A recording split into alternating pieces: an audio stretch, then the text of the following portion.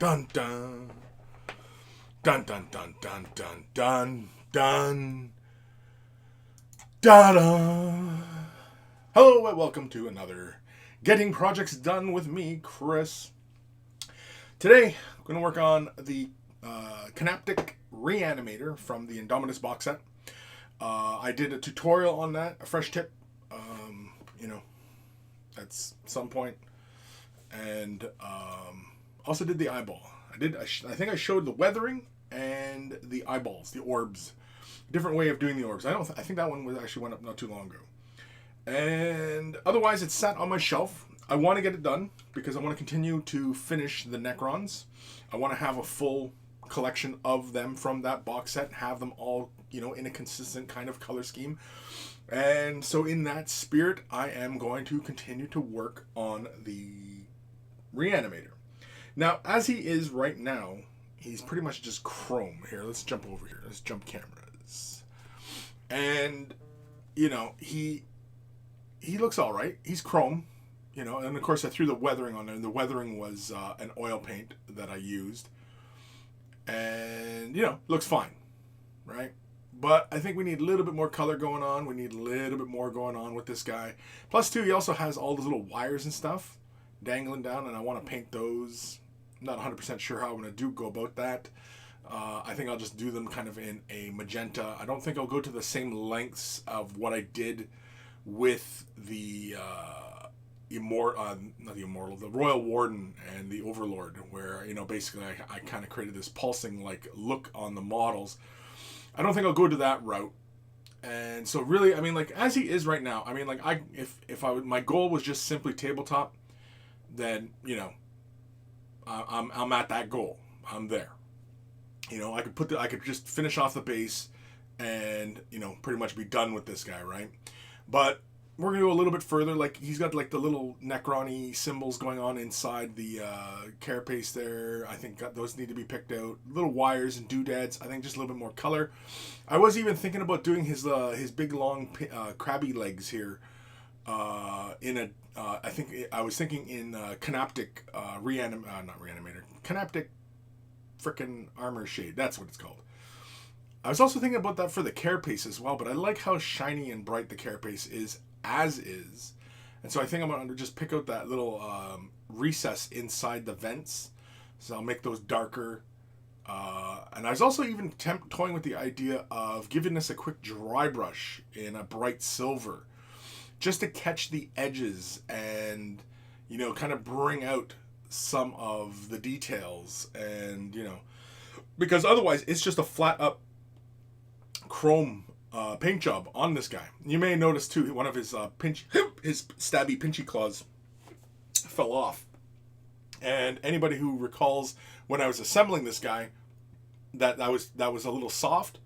And yeah, it came off while I was working on this. And yeah, so at some point I'll have to fix that as well, which is annoying.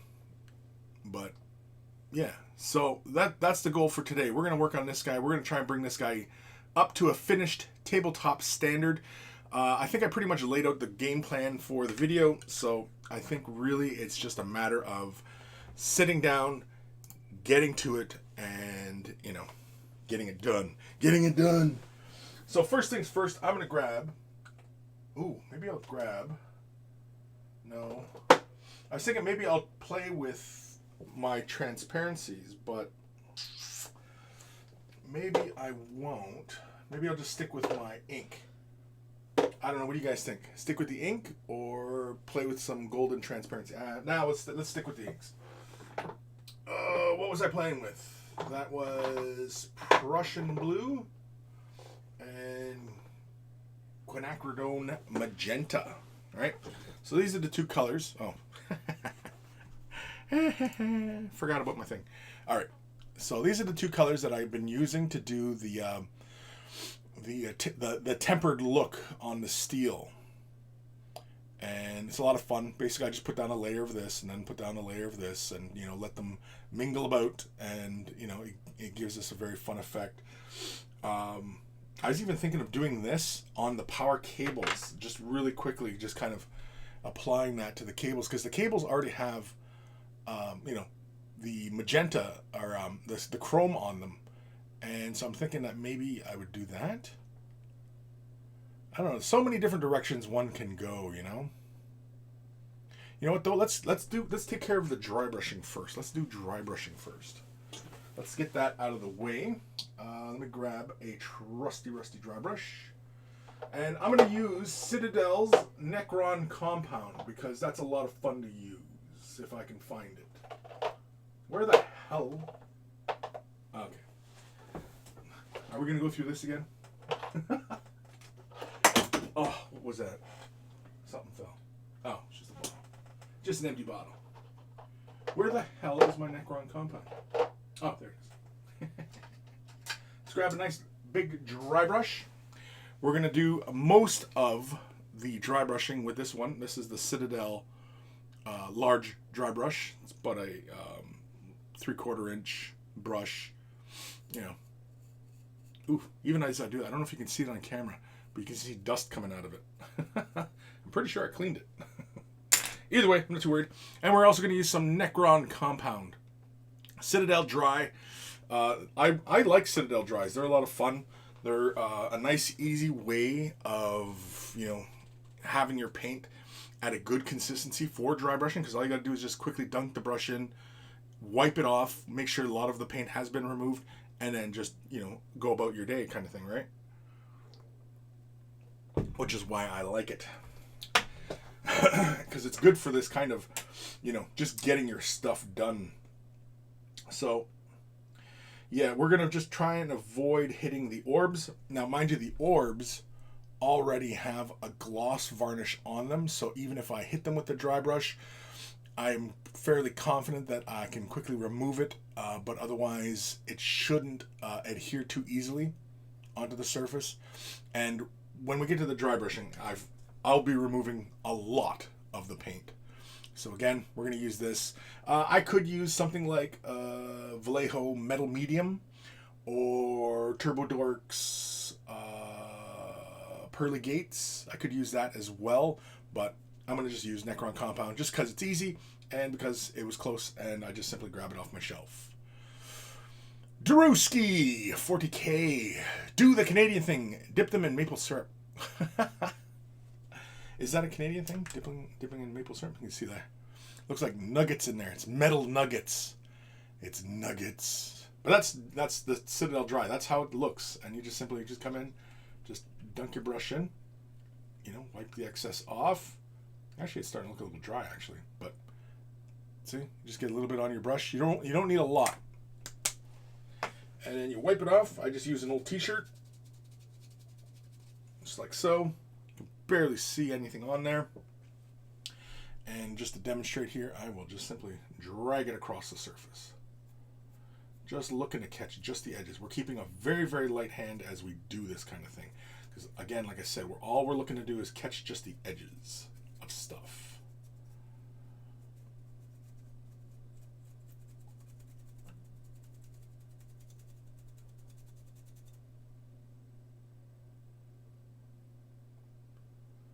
If you can see those edges, but because the chrome really makes it look, you know, very, very bright, and yeah. Anywho, let's keep going.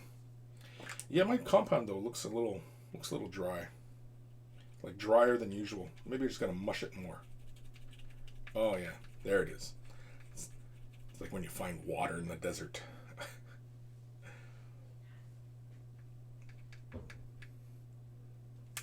Alright, so let's wipe a lot of this off here. Yeah, there we go.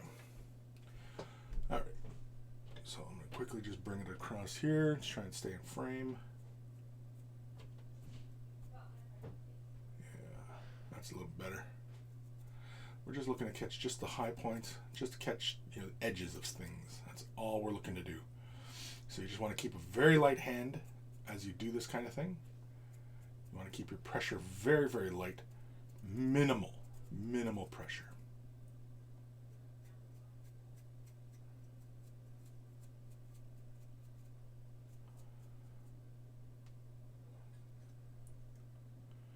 But also too, you don't really want to add too much paint onto the surface because it will disrupt the chrome effect that we've done already.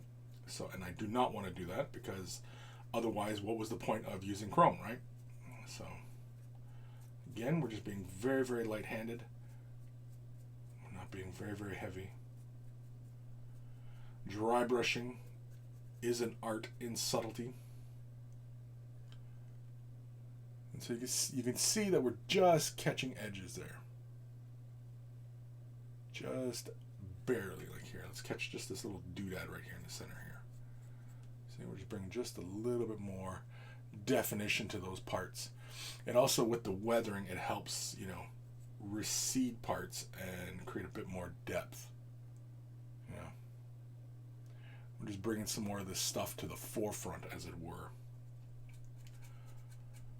But again, the goal is not to make this very, very silver. It's just to bring out just the edges and, you know, bring some of the details to the forefront, as it were.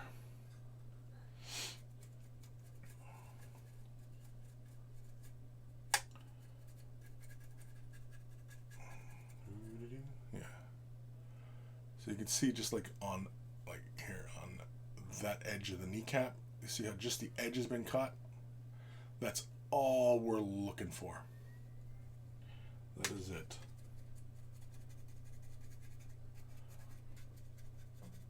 Grab a little bit more. Not much. Like I said, it doesn't require much. But it's why I'm a fan of these pigments, because they're a lot of fun. They make this phase of painting very, very easy. Very, very painless. Versus trying to, you know, bust a color and, you know, bring it down to a level where you can dry brush with it. And, you know, I mean, most colors right out of the bottle are pretty easy to dry brush with, but, you know, just saves you some of that hassle. Yeah, see, and this thing feels more... Actually, it feels more weathered now, believe it or not, because now that we have this light dry brushing going on, the edges don't feel quite as bright, and it feels like we've dulled down just a little bit of that shine that's on there. Let's do just a little dry brushing right here. Like that. Yeah. Just to catch that text. Or not text, but the frickin' runes. Whatever the hell that is. I don't know what that is. It's Necron-y stuff. Darn Necron-y stuff. There. But yeah, that's really it. That's all the dry brushing that really needs to occur. It's just very, very light, and it's just to catch those edges. Because basically under like normal lights, you'll like, I can see the edges now have been illuminated versus before when it was just straight up chrome. If there was no light on the area, the edge would disappear. And that's really all I'm doing, is just basically it's helping the chrome keep the luster on the surface rather than reliant upon the ambient light in the room to illuminate the object. If that makes any sense? Let's quickly, wash this brush, because I think I'm done with dry brushing. Yes, I'm done with dry brushing. So just really fast here, just because I don't want any of the residual metallic pigment to remain. Drewski, I don't know. I must have heard it somewhere. Canadians and maple syrup. Yeah, that's kind of a stereotype, man. You're perpetuating stereotypes. The hell? Just like all Canadians saying "a." When I've heard many Americans in northern Michigan and such use "a," just like Canadians use "a," which is, kind of hilarious.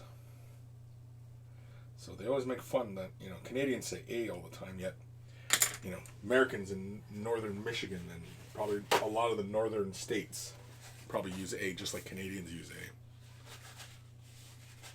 But either way. Alright. So next, yeah, this is already looking a lot better. Yeah, I can see the model better under the light. It still looks nice and Necron-y and metallic-y, but now it's, you know, it feels more defined. And somehow the eyeballs, the little orbs, feel more prominent now. Now, next thing is the runes or applying shade. I'm not 100% sure. As I'm pretty much making this up as I go, you know, I kind of just want to get it done, make it look nice and pretty for the tabletop, and, you know.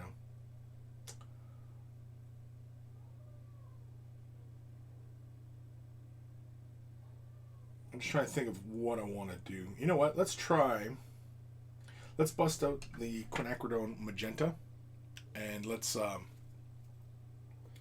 start laying it onto some of the cables and the runes and stuff like that. I'm just going to give it a quick mix here, and let's see what we get here. Because if it doesn't look good on the cables, then I'll probably have to lay an opacity down on the cables and then apply some color.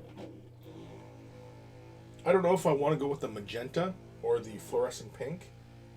Although, for consistency's sake, I might have to do that anyway. Just because that's the color scheme I've been running. Drewski, what shiny orbs you have? Yeah. Those are shiny orbs. For orbing. The orbs are for orbing. Alright. So, let's grab our ink, slap a little bit onto our palette, and we'll just use just a drop of water just to thin the color out ever so slightly. And let's just start playing with it. Oop, geez Louise. I banged it in my brush. I banged it.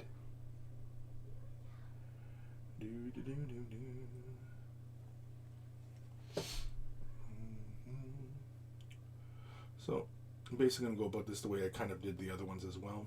I'm just going to lay color in kind of haphazardly, you know, just letting it happen. Just letting it happen, man. Just letting it happen. Oop, too much there. Yeah. I'm not filling in the entire detail. I'm just kind of running it along the surface and just letting it build up.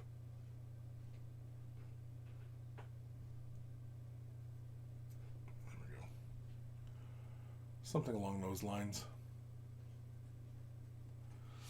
I suppose we could just fill them right in, right? But, nah.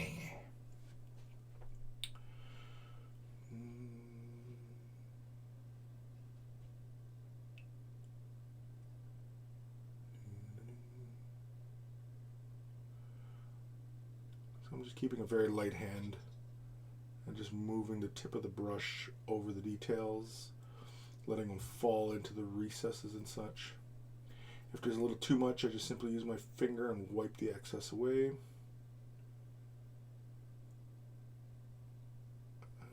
You know what, let's build it up heavier towards the back side. Keep laying a little too much magenta down. Yeah, you know, building up towards the back feels a little bit more, I don't know, visually pleasing. So let's lay a little bit more towards the back end of the runes. The runes.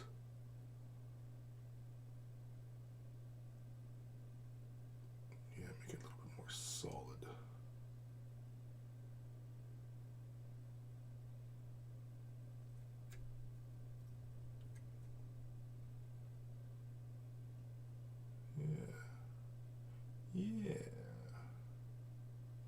That's the stuff right there. Just a little bit.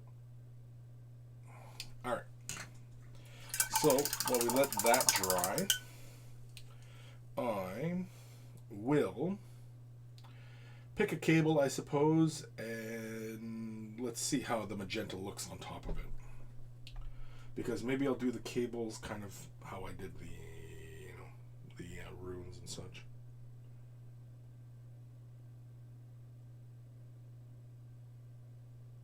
It looks all right.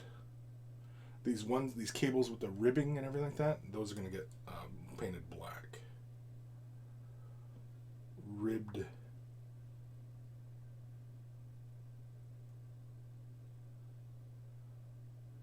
Now, mind you, these inks, they are not a transparency, so they do not let the light play right through them, which is fine.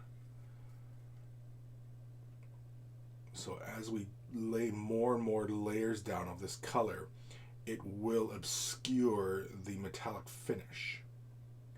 But I am okay with that. And you know what? I'm okay with that magenta as well. Yeah, I'm mostly okay with that. Mostly. I'm mostly okay. So, in the spirit of getting crap done, we're going to continue onward. So basically every smooth cable is going to get a layering of this ink.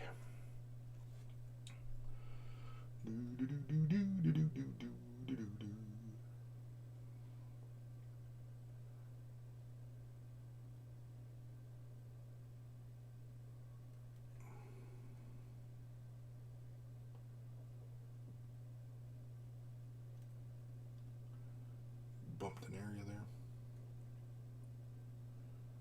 Put that in behind the head.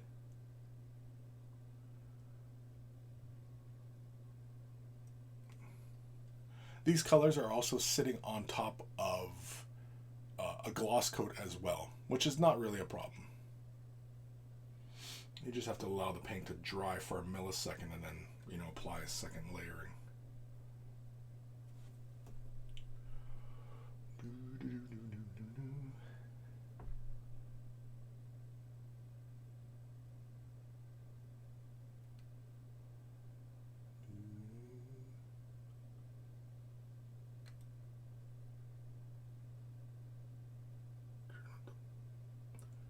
Bump any of these areas. I suppose if I really wanted to make this ink really stick to the surface, I could add like a matte medium to it, and that would help grab a hold of the surface. But I'm not too worried about it. Just a quick layering, and then, moving on. Yeah, I'm okay with how that's all looking so far with the little magenta wires dangling everywhere. I'm mostly okay with that.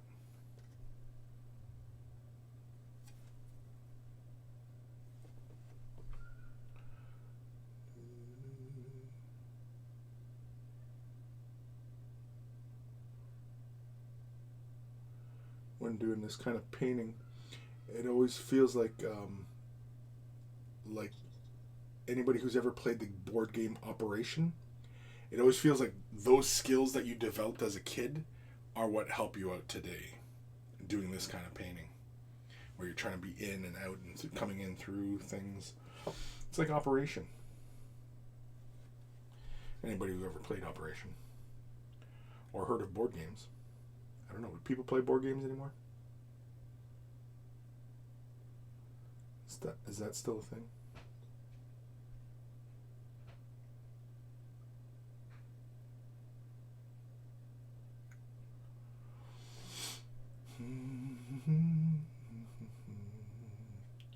I'm kind of tempted to, because some of these cables are like two cables, two smooth ones next to each other, and I'm kind of tempted to do one magenta and one the blue. Whereas initially I was going to do one layering of magenta and then one layering of blue. But now I'm thinking maybe it'd be more fun to do the colors separate. I don't know. think really we'll just follow our heart on this one. We'll let inspiration take us wherever it may.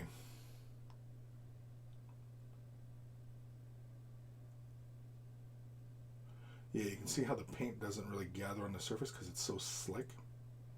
But that's fine, because we can always apply more layers.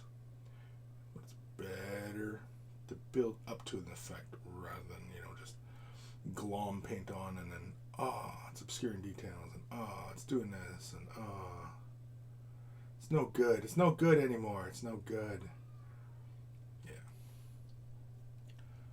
So. And honestly, there's still a little bit of the metallic shine shining through the color, which for the moment I'm kind of digging. But I don't know. Again, because I don't really have a clear vision as to what I want this guy to look like, other than fitting in with the rest of the army, as it were. I want him to have elements like the rest of the army, but I don't really feel like painting him exactly the same the way I've done the destroyers, and I still have the big lord and the floaty dude to finish too. I still have those guys to finish. Damn. Yeah, I'm liking the magenta wires. I'm liking it. It's fun. And it helps bring the center of the orbs more into focus, kind of thing. So having these elements of color all over the place. Yeah, I'm digging it. I'm digging it.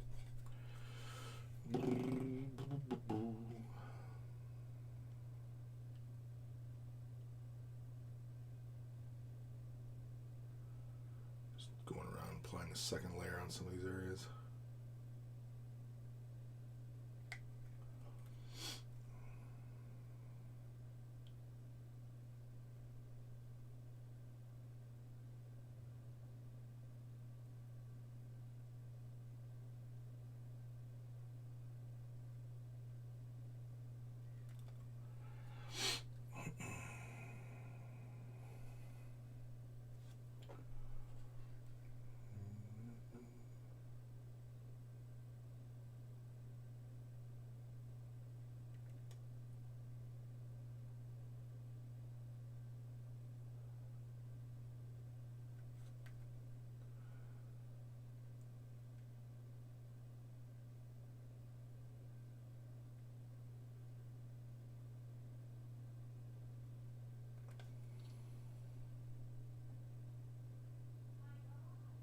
Yeah, it's definitely a lot more fun.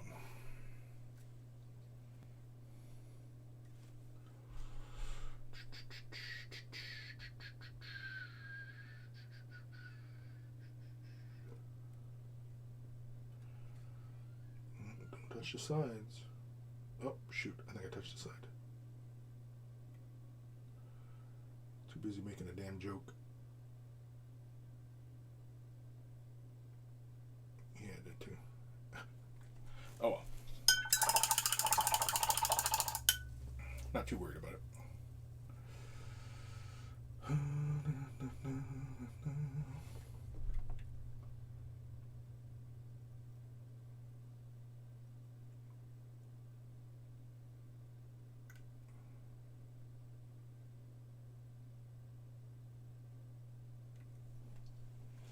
Okay. I think we'll continue on with that, but I think I want to see how it looks. Because either I'm going to do the secondary cable, right? Because there's two cables there, right? And either I do it Prussian blue or I do it black. Black might give it a nice bit of contrast, but the blue might give me something else. If I can lay the blue down, and if it doesn't look good, I can always cover it up with black. Yeah. So next we're going to take Prussian blue hue. Give it a quick mix on the old mixer, the old two chipper. Oh.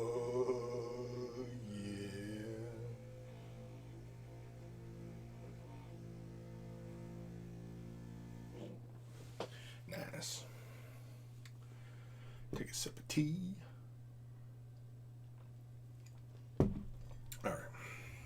All right. We still have to do the icon too. So, or the runes up on the shell, the carapace, whatever the hell it is. So we're just gonna throw a little drop onto our palette,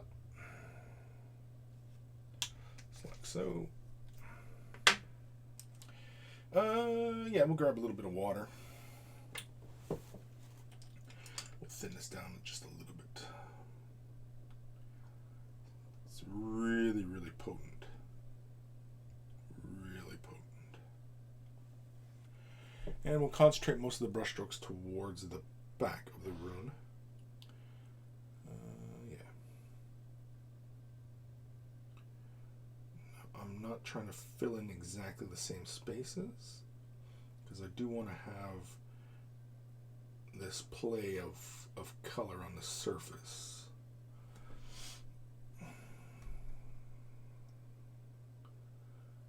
Not, purposely making it purple, as I do want to have some areas where you see mostly, the blue tones, and some with the magenta tones, and that kind of in between, like something like that. You can see how you can still see magenta and blues. That's more along the lines of what I'm looking for. So it gives you that purpley tone, but when you really examine it, it's not.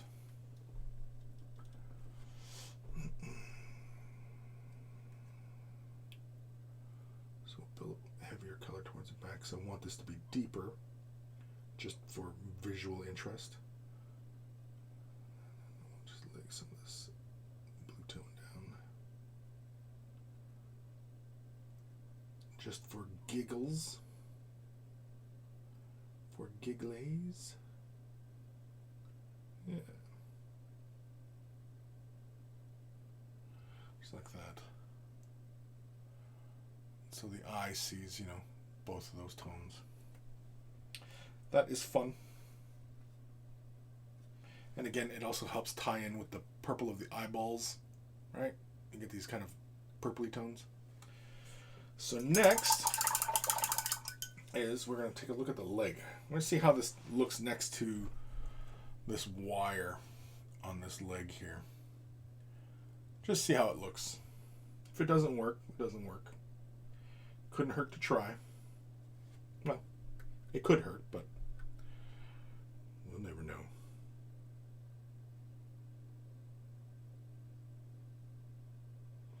Thing is if it's too magenta, or not magenta, cyan, that, you can always apply another layer and really bring it down.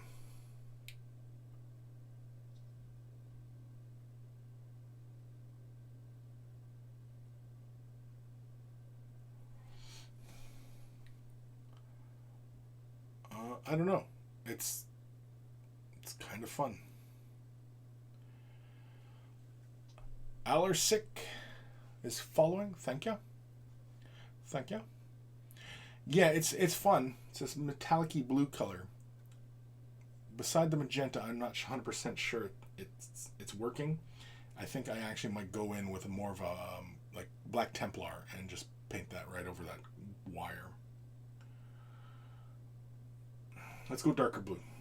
Give that a few seconds to dry. Let's apply another layer.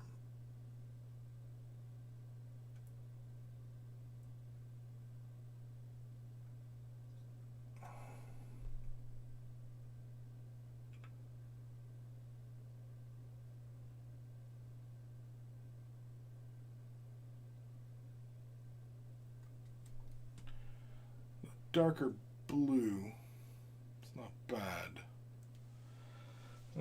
At arm's length,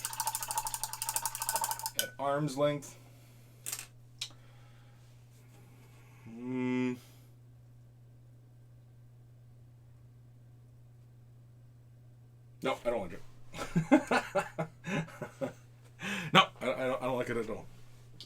So we're gonna do it in contrast. We're gonna grab some Black Templar. Keep it nice and easy. Keep it nice and simple. Alersic Looks amazing so far. I just started painting, and I'm currently doing the Warriors. Oh, cool. Very cool. I do have, I don't know how familiar you are with my work, but on YouTube I have a few tutorials on how I paint these guys.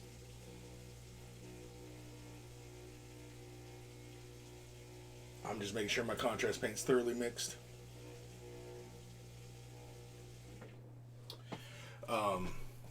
Like even this model, I demonstrate the weathering and how I painted the eyeballs, the orbs on this thing. So, you know, just that kind of stuff. Just tutorials. All right, let's grab some Black Templar and let's start moving this color around. So again, I'm going to do it on the thicker or the other cable that dangles, the smooth cable, but also these ribbed ones. This is where the black is going to get applied. So there's one over here. We're going to start applying that. Grab a somewhat generous amount, right, onto the brush. Let's see. And yeah. Now this will sit on top of the metallic very easily. It'll also give me the highlights as well as the shadows. And because contrast finishes with a slight matte, it'll dull that finish, and so it will stop having that metallic-y shininess to it as well. Just like that. So you give that a moment. It looks shiny right now, but once it dries, it'll finish more matte. It'll make it not look quite as silvery as it does currently. Let's put this one. Let's get this nice and close to that other cable. Just like so. Now this stuff is really, really fun to use. Just seeps into the recesses and just makes life just a little bit easier. Just like that. Again, it looks shiny now, but in a few moments it'll dry and it'll take on a more of a matte appearance.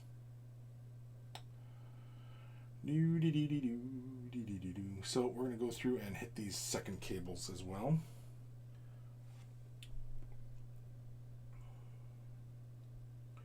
Applying it right on top of the blue. I'm not too worried about it. Unless, of course, it gives me something really cool, and in which case I might have to try and duplicate it.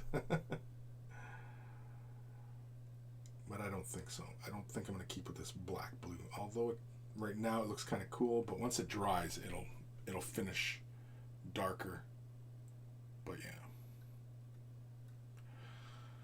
All are sick. I'll have to go check them out because tutorials have been a godsend for me because I have never painted anything in my life. Well, that's cool. Don't be afraid to give it a try. Don't expect too much from yourself, especially as you are just starting out. Don't expect to be, painting the Mona Lisa on your first try. And,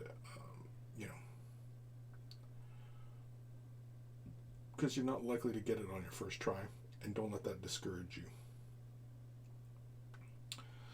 Don't let it discourage you.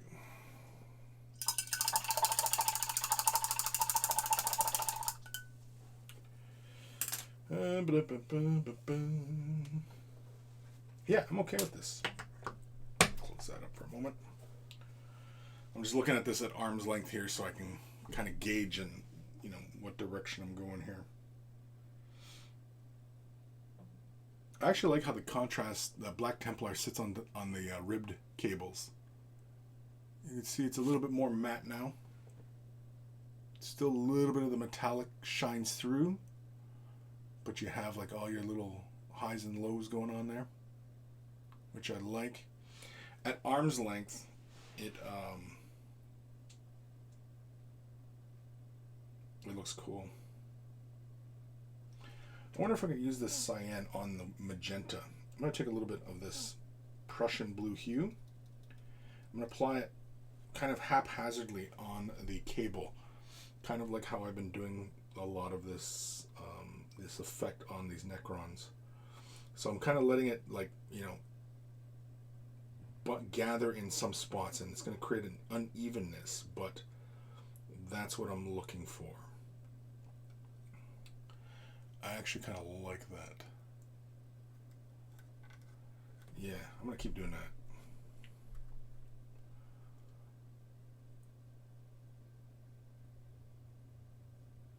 So basically, that's all I'm doing is just letting it fall in an uneven fashion and just kind of letting it do its thing on the surface. Yeah, I'm kind of digging that.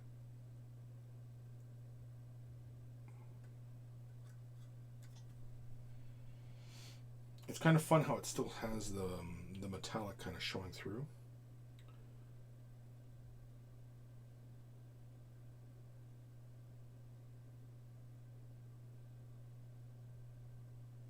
Yeah.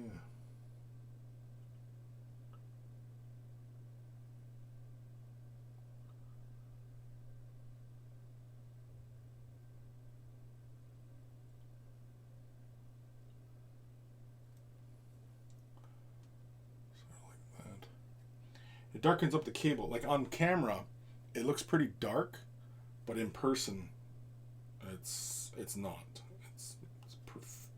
It's not bright, but it's not as dark as it looks on the camera.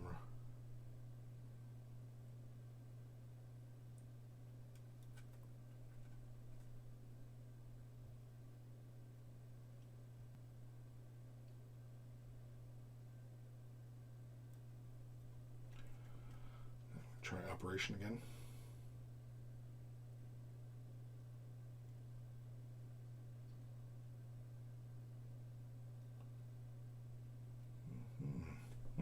Yeah,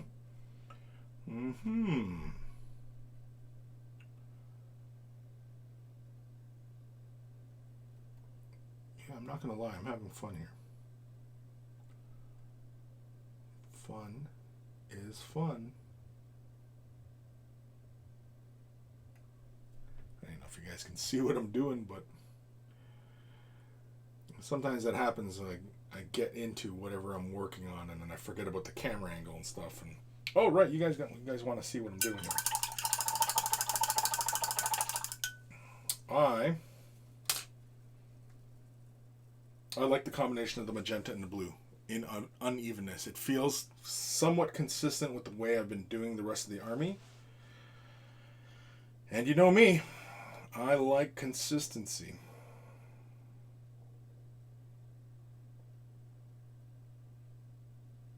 Yeah, and the cables where we had laid the Black Templar down, they're definitely feeling more matte now. And I like that as well. Like the ribbed cable here, it looks like it's fairly bright. And that's because the metallic is shining through. So you're getting some of that lustrousness bouncing back at you.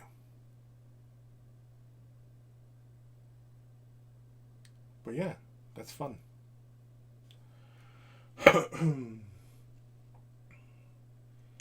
I am having fun.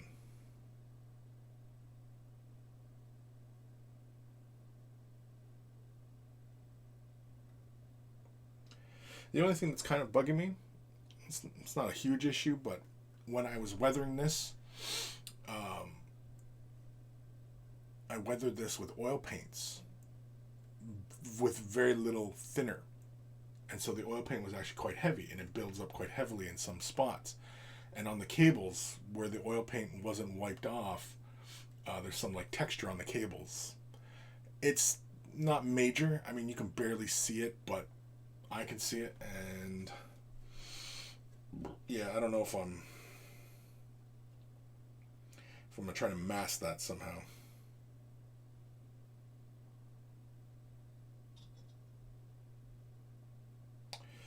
Either way, let's continue forward. Always forward, never backward, and twirling, twirling. Oh, you know what? With some of the contrast, let's pick out those inside vents. Just for giggles. Make this really, really easy.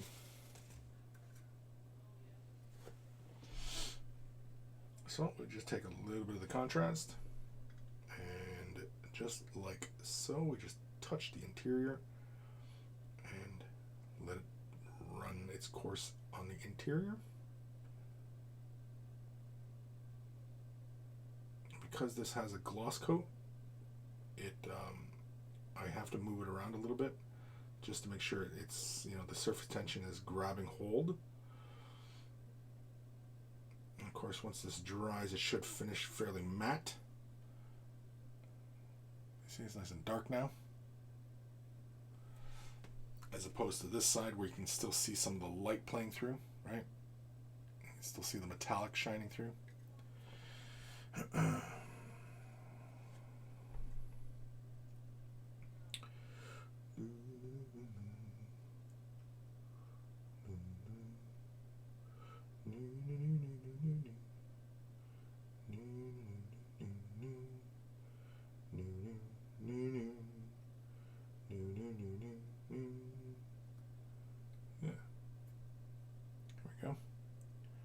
That's all it takes. Give that a little while to dry. I suppose I could just bust out the hair dryer and dry it off, but nah. Oop. All right, so we're definitely on the right track, I think. We're almost positively like 10% sure of where we're heading with this. Excuse me. George Hintz, subscribe with Twitch Prime. Hello, hello. Thank you, sir, for subscribing. Awesome. And welcome to my nightmare. It's not my nightmare. I'm having fun. Come on, man. You know me. I'm always having fun. Because if we're not having fun at this, what's the point, right? What is the point? Drewski, lurking while I nap. Have a good stream. Okay. I lurk. No, I don't have I lurk set up. I'll have to talk to one of my moderators and see if we can set that code up. I lurk, damn it. Yeah. I should have it whenever you put in I lurk. No lurking, you creeping creeper. Don't be creepy. You're being creepy. No, wait, that's me. I'm always creepy. That's right. I'm creepy. All right. Again, we're going to play some Operation here. And I'm going to try and finagle this paint onto this cable here. And that is the actual painting term. Finagle. So, how often are you painting, or what particular technique do you employ while painting? I employ finagling. I finagle paint. Oh, you finagle paint. How interesting. Did you have to go to college for that? Why, no, I didn't. I'm going to apply a second layer to some of these other cables. But I finagle paint. You know, the ancient art of finagling. Yeah, with this second layer on here, I might as well just bust out Abaddon Black and just paint the entire cable with Abaddon Black. And then maybe, if I'm up to it, highlight it. I was liking how the black, the metallic kind of shines through, but I don't know. I'm kind of liking the idea of just a solid black.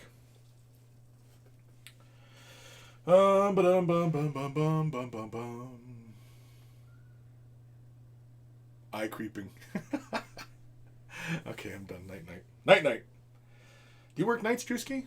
Is that why you're in your lurking mode? I'm gonna try and start up a conversation with when he just said he's gonna go for a nap. Really? Are you, Drew? Really? Just let the man sleep. I forgot all about this cable up here. Coming from his spine. His spine. So we'll just very carefully pick that out. As careful as we can. Just like that. Pick that out. I forgot about these little wires too. These little doodads. We'll get those in magenta. Magenta. That's a fun word. What does magenta come from? Is that like a Latin word? Is that where magenta comes from? Or is it like an ancient Greek word? What is it? I guess it's probably an ancient Greek, right? I don't know. Somebody out there who's much smarter than me, let me know. Come on, there's a bunch of you out there who are much smarter than me. Let's go. Where does the word magenta come from? Tell me. Do it. And don't just Wikipedia that shit. Everybody's jumping off right now. Oh, I'm not Wikipediaing it. Oh, I wasn't doing it. I'm just going through right now, just hitting all these cables in black right now. I don't know if you guys can see what I'm doing, but yeah. Now the next tricky part is getting the opposite side of these cables. Again, got to play operation.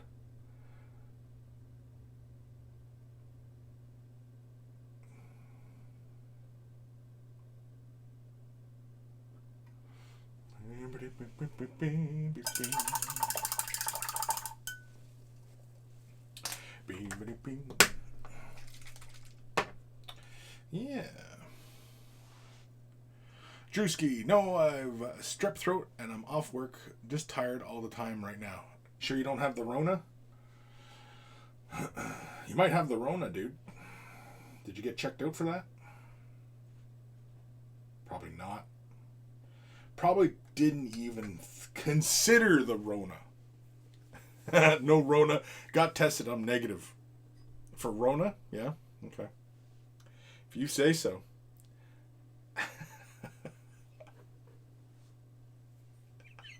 Probably not. Pfft, bish, please. Were you doing the head snap as well when you said bish, please? Snapping your finger? Bish, please.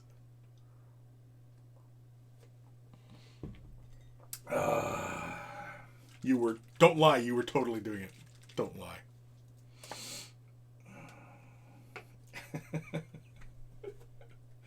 All right, time for another game of Operation. We're going to try and finagle our way into this inner space here, and, you know, yeah. Drewski, so you didn't feel the eye roll I just gave you? I did, actually. But I get so many eye rolls and eyeballs in my house that it's hard to tell where they're coming from. You know, I'm kind of shell-shocked by this point, you know. It's just, you know, getting disgusted looks and you know, Dad, you can't say that kind of thing. Oh, I can't? Damn. Damn kids in your internet. There we go. See, we finagled that inside cable there. So now we got to finagle the inside cable right in there. Actually, we'll probably come at it this way. We'll scooch right in between his legs. We'll scooch. Scooch. That's another brush term, scooching. We'll scooch more of the color into this area.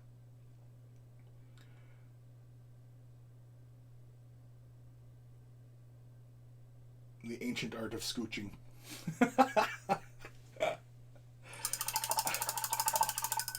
Everybody's like, what the hell is this guy talking about? I'm talking about the ancient art of scooching, for God's sakes. Come on. Come on, people, come on. Yeah, I'm liking it. I'm liking the heavier black for the cable and the magenta. Now, you guys don't really see it all that well. once I get this guy like fully painted and everything like that, I'll take pretty pictures, and I'll post them on my Instagrams and the Twitters and all over the place. But yeah,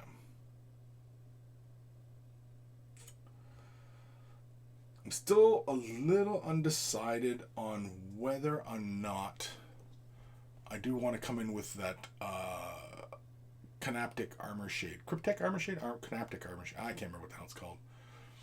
Because I was thinking about creating like a gradient up the leg. And I was thinking about maybe doing it with the airbrush. I mean, I could glaze it, but I don't know if I want to glaze it. Because an airbrush might get it done just a little bit quicker. Maybe. Possibly. I could glaze it though. So indecisive, yes, I know. Oh, man. Alright. Yeah, this side definitely is far more interesting to look at now that the cables are getting picked out. It's feeling a lot like the metallics are being pushed down, and more colors are coming forward, and more details are being expressed. And I'm liking that.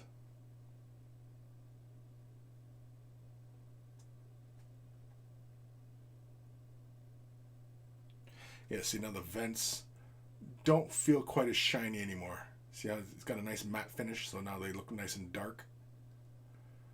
Dirk.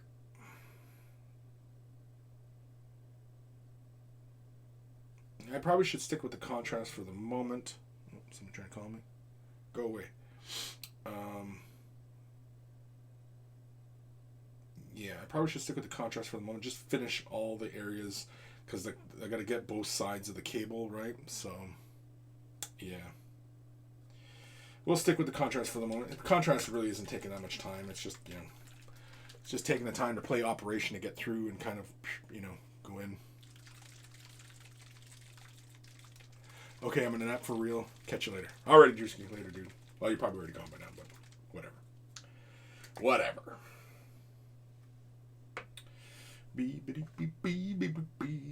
Alright. Where was I? Yeah, so let's do this little ribbed cable on his neck. Ribbed for his pleasure. There we go. Yeah, and just playing with inks and contrast, just make this kind of stuff just so darn easy. So painless. It's painless. The only thing that I'm sort of regretting is not prepping the cables. Like prepping them for, obviously, moving the paint around, and because I'm going to have to apply more than one layer. Playing Operation again. Got to get this cable in behind here. But I don't want to hit nothing.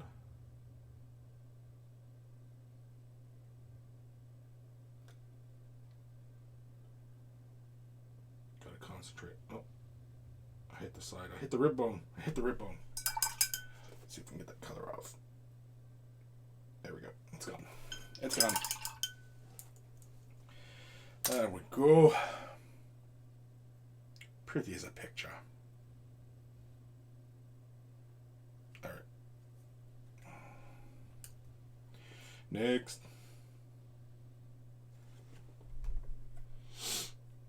Do this cable here.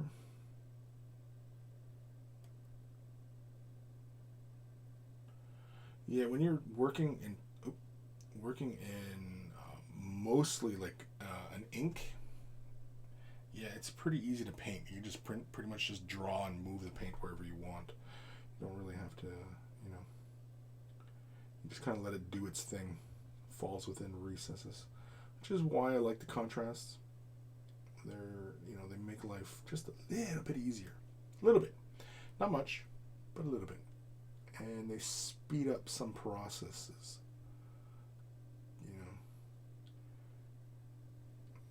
In this day and age, so many of us are in that mindset that we just want to, especially for those of us who do a lot of gaming, with our models. You know, you just want to get the stuff done, you know? And just like the show's title, that's what this is all about. Just getting it done. Getting it ready for the tabletop, or, you know, if it's for whatever's. I don't really do a lot of competition type of painting or display type of painting. It's really not the kind of thing that fires me up.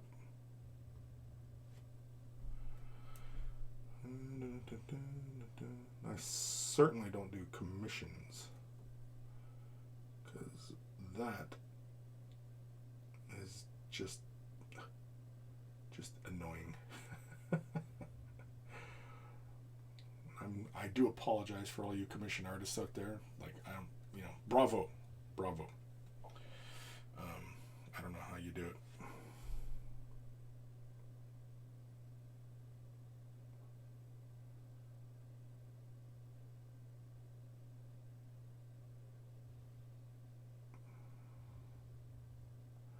I think it's the oil paint that's repelling. No, because I glossed this afterwards. It's got to be the gloss. It's got to be the glass. The glass.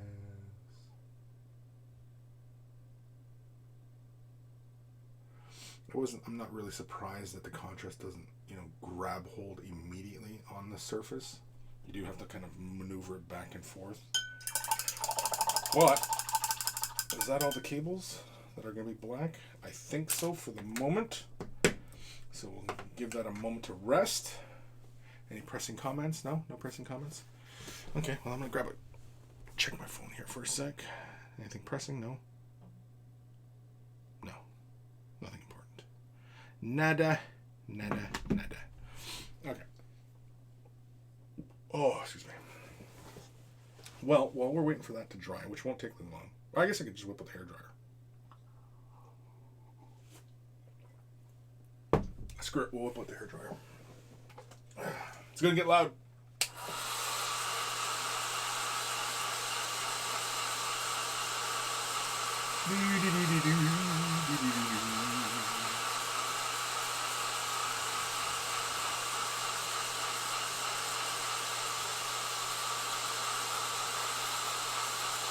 It is fairly tempting to hit this with some fluorescence. But I really didn't do it for the orbs, so that's why I'm reluctant to do it for any other parts of the model. Just because they won't tie together. And the idea initially on why I didn't bother doing fluorescence on this guy is because I'm imagining that because these are, you know, I assume that these are like the caretakers of the warriors. You know what I mean? Like the guys who don't sleep. These are the guys who don't sleep, and they're constantly, you know, assembling and, you know, putting together the Necrons and repairing and, you know, just all the day-to-day kind of stuff, right? I don't know if that's what their lore is these days, but, you know, that's the way I always imagine these things, is they're kind of walking around and, you know, they're taking care of stuff, right? They're getting stuff done. They're like nannies. They're Necron nannies. That's what I imagine. They're Necron nannies. If Necrons had nannies, apparently. I don't know. But anyway. Yes, I realize that's kind of crazy, but, you know, that's how I imagine it.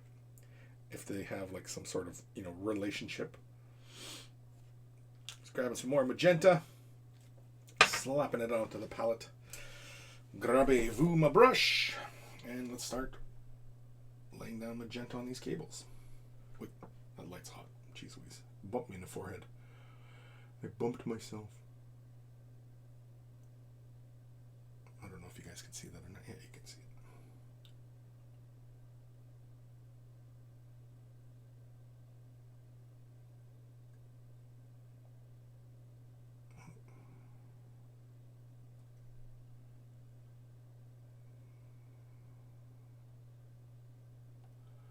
There we go. Yeah, I like these little wires getting picked out. It's kind of fun.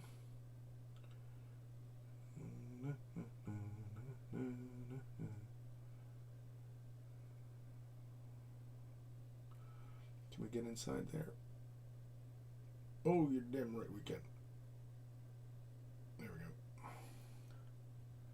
Got right in there. Now the tricky part, get the other side. Try not to grab this model too much. I often see so many people do that. They manhandle their model a lot while they're painting, and you can make your model surface resistant to paint. It could be just a big pain. Resistant in the sense that the paint won't stick easily.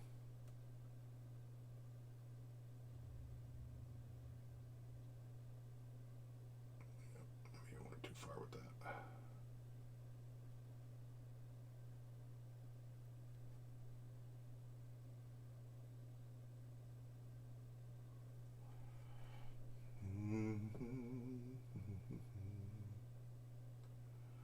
Again, we're not painting this up to, a super high standard or anything. We're just painting it up to a decent tabletop so it looks fun.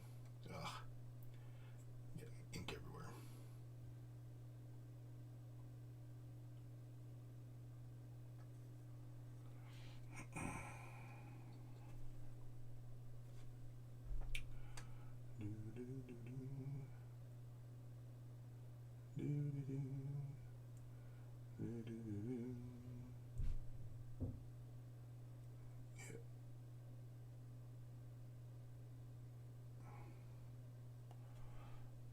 Go.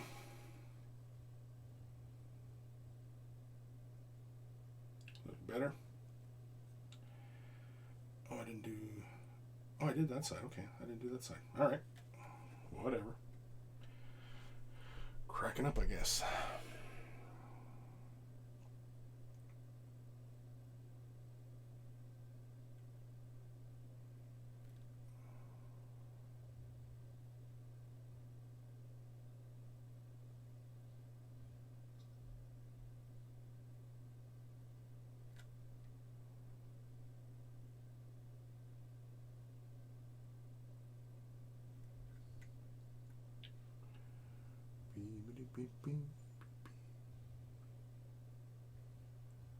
I have to come back and hit some of those areas again. Time for operation. Play in operation. There we go.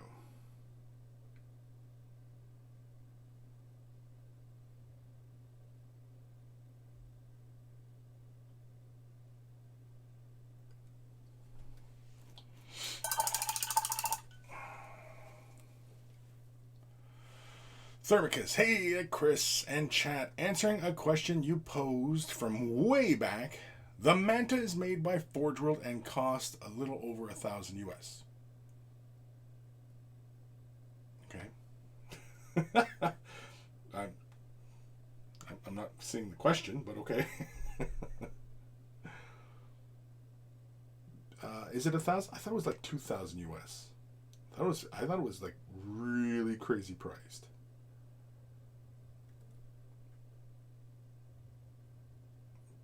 It's been a while though since I perused the Forge World store, getting prices on models. I still would love to pick myself up a Phantom Titan, the new one from Forge World. I have the armor cast one, but the collector and completionist in me wants to have that other Phantom, and I think the other Phantom wants me to have the other Phantom.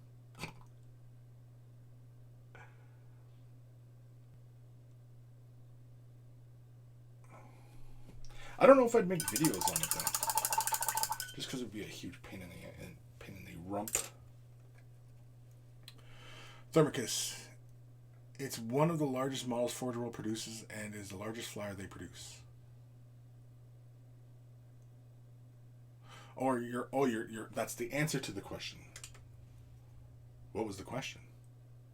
Dude, come on. I'm like a goldfish, man. My memory is like, you'll have to refresh me on what that conversation was about.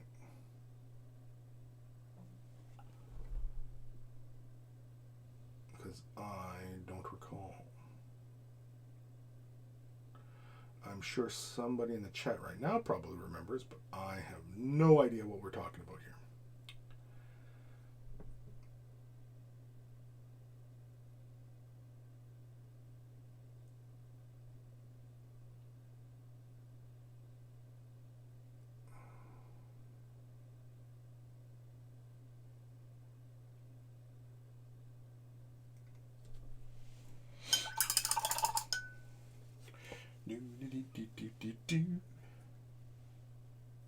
Yeah, I'm definitely like all the little magenta wires.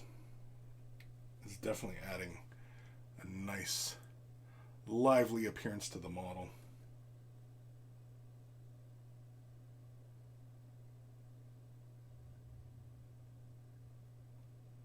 I don't know, is lively the right word? I guess lively isn't the right word. Because it's Necron. It's undead robots, right? So I guess lively is the wrong word to use. Alright, playing operation.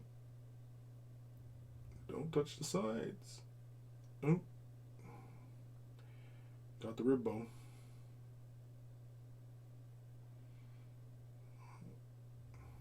Remove kidney stones for $100.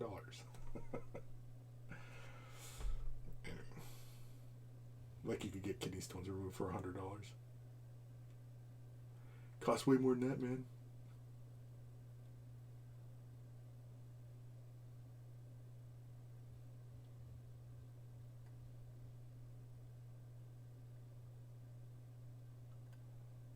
Go. Time for more operations. See if we can get into this cable here.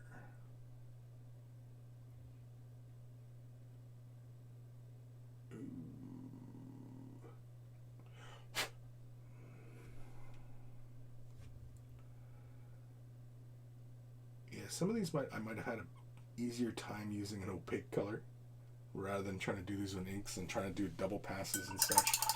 But I like the little metallic shine coming off the cables with just applying just the magenta on top and just getting all that. It's kind of like using the contrast, right? I mean, you get your highs and your lows and, you know, stuff like that, right? Like, it looks really cool, and the way the light plays off the surface, you see all these varying tones, and as you move the model, they become opaque, and then you see silvers also play as well, and it's a lot of fun, you know, and fun is fun.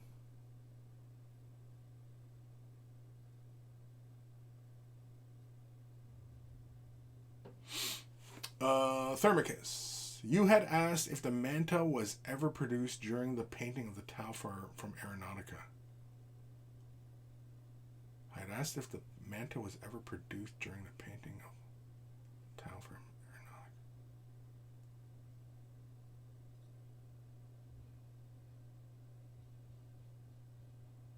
I had asked that? That doesn't sound like something I'd ask. Because the Manta's been around for a long time, even before Aeronautica, I think. And I don't even think there was... No, because Epic 40K stopped existing before even Tau had come out. There was never any... Or Forge World produced... I'm pretty sure Forge World produced Tau units for Epic, but there was never any official... you know, Epic 40K Tau forces. And yeah.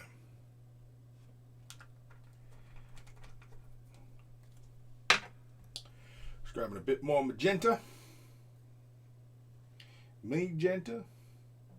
Magenta. Your genta. Anyway. Enough of the damn dead jokes. My genta? Your genta?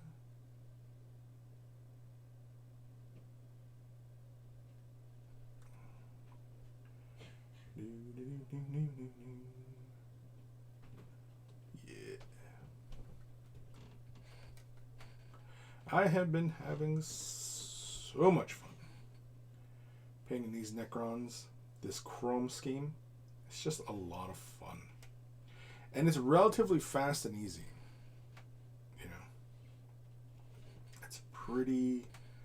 It's pretty painless in that way. Oh, excuse me. All sorts of bourbon. All right. Get the back of these cables here.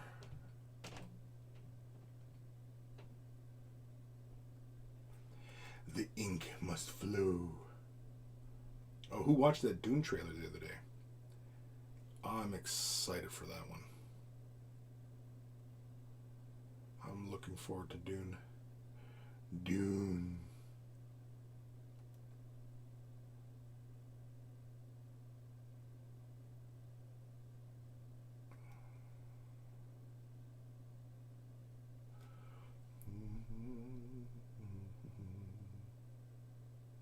This is still wet.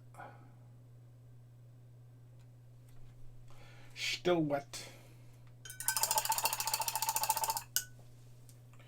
Dee dee dee doo, dee dee dee doo, dee dee doo, diddly doo. All right. Let's do that front crabby claw again. Give that another layer. Layer. Oop, shoot. Do this one too, right on the neck. Yeah, that's the stuff. That's the stuff. Play operation. Get in there. Get in there real deep like. Yeah. Yeah.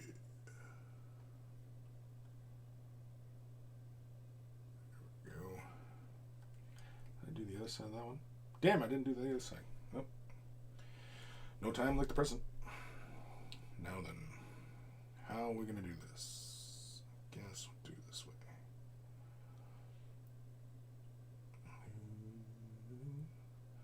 Playing operation.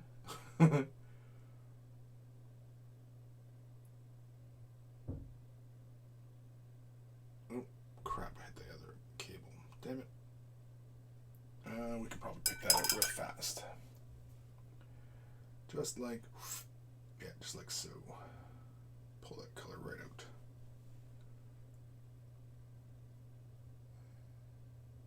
There we go. Gone. Got him. Got him. Okay. We gotta do the other side of these cables here. Again, more operation. More operation. We're playing lots of operation. Is that really the time? 20 after 2? For reals? Faux real? Jeez Louise. Time flies when you're having fun. It flies. Alright. Don't hit the wishbone. There we go. Get back of this leg.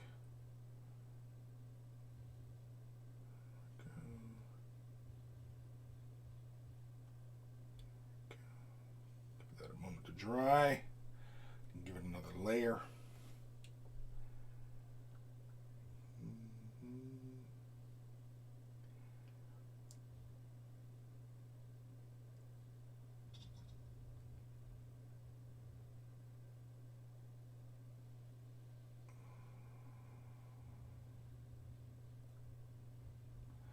Now, was it entirely necessary for me to do this entirely in inks? No, it wasn't. But it looked cool. And I do like the way the metals shine through the ink. Even though the ink is not... does it give me a light fast? Liquitex is made in France? I thought it was American.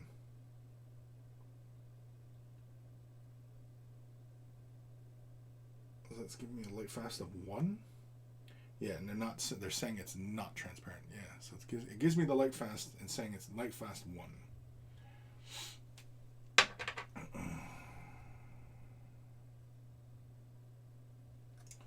Let's catch that other cable there. That's not saturated enough yet. This one right here. There we go. to do the back? Nope. Do the back of this one. Yeah. Yeah. There we go. Yeah. I'm forgetting somewhere else, aren't I? I am forgetting something. I gotta just do it back to these cables again. No, I got everything. Don't I? I think. Oh my god. Oh my, hello.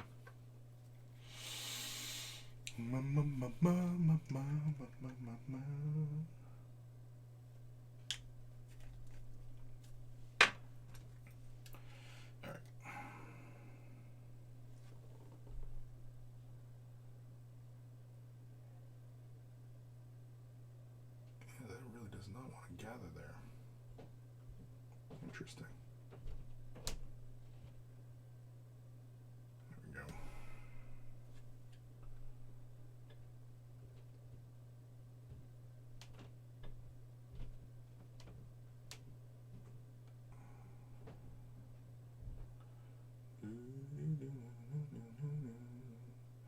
There we go. Is that it? Yeah, I guess that's it.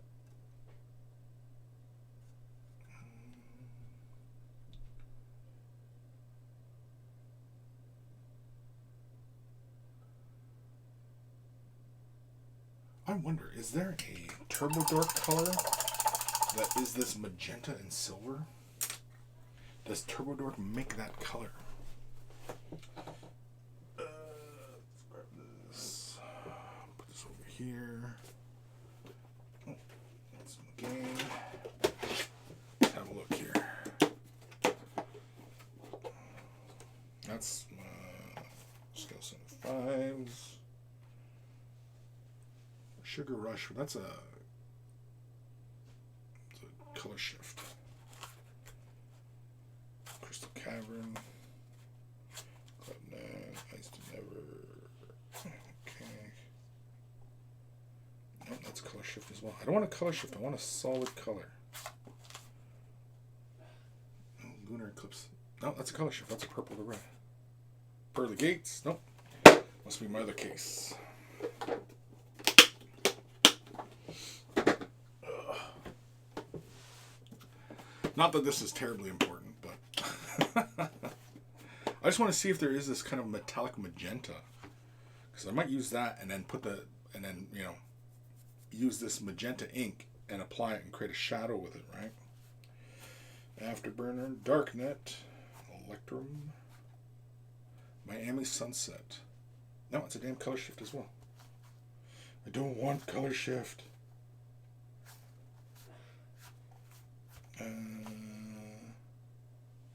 Oh, this is probably it right here. Bubblegum Crisis. Look at that. This is a solid color, I think. Looks pretty consistent. Oh no, it does look like there's a shifting going on. Is this a color shift? I can't tell. Oh, it is a color shift. Damn it. I don't want a color shift. Turbo Dark. Don't want a color shift. I just want a straight up magenta metallic color. That's all I want. Can't I just have what I want? Red rum. I don't want red rum. Meatball. Spicy meatball. Nope. God dang it. I am disappointed. Let's go with a purple. This is okay. This is a regular metallic. This is a purple though. Now it's kind of already what we're going for, but yeah.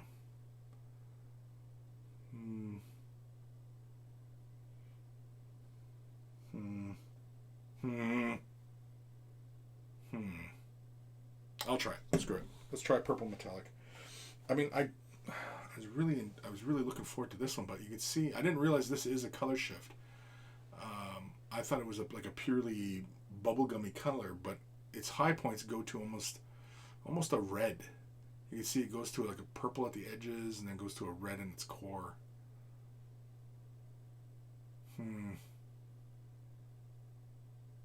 Okay, you know what? We'll use this color. I know, it's like an emotional roller coaster, right? Chris trying to figure out what color to use. Oh, this is where paint mixer comes in super handy.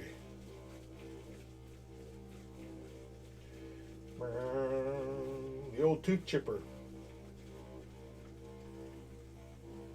Give this a good shake because I don't think I've used this color in a long while.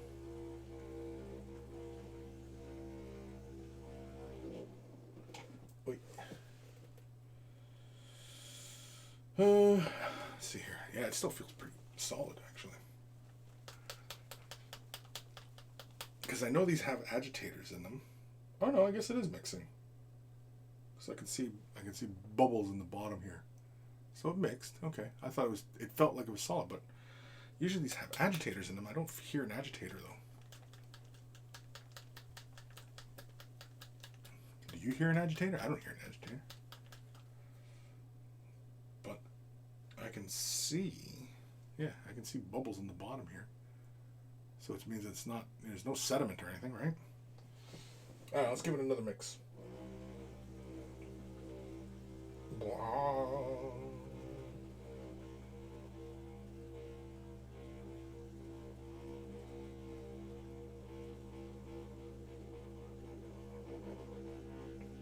Maybe we'll use this as a thin layer on top, the magenta. We're not going to paint this entirely on the area. We're just going to use this like a glaze on top, just to bring a metallic shine in.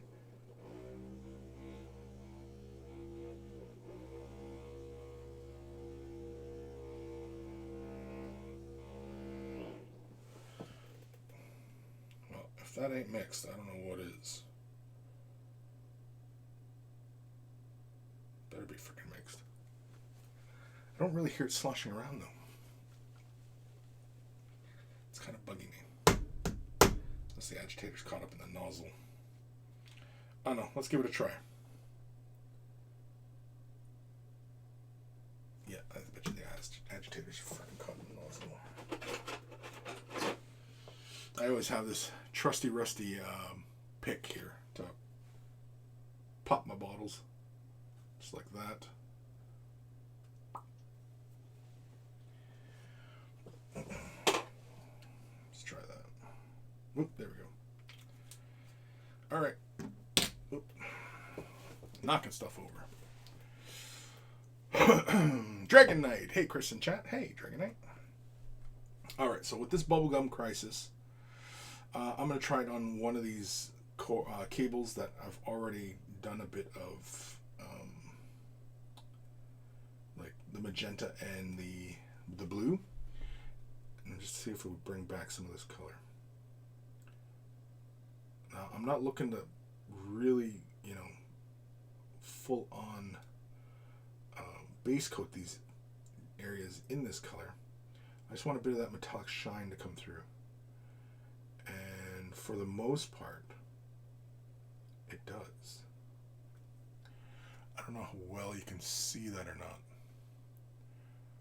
but it's definitely a little bit more shiny and interesting. See, you can see on the other side the magenta playing through the metallic. You can see how it gets bright like that. Whereas with the metallic, it's just a lot brighter to begin with, but I can always knock that back down with a bit of the magenta again, right? So I think that's what I'm going to do. I'm going to apply this on some of these big cables. And just see how it looks. If I hate it, I can always cover it back up again.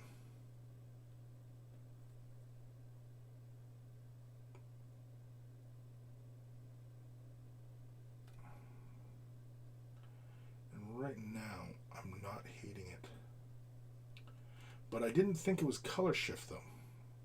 And I'm seeing that color shifting on the cable. I can see it going to golds, and I'm not crazy about that. I thought this was more of a like more of this pink value,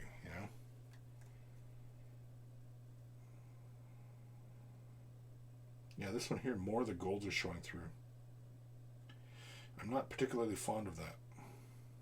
It's not what I want.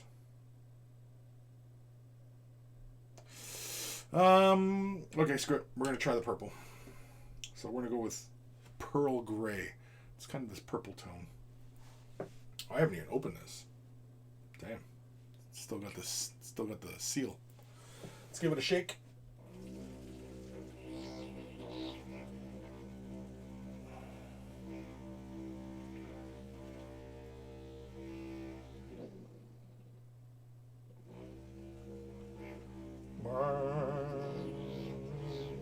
Shaking it up.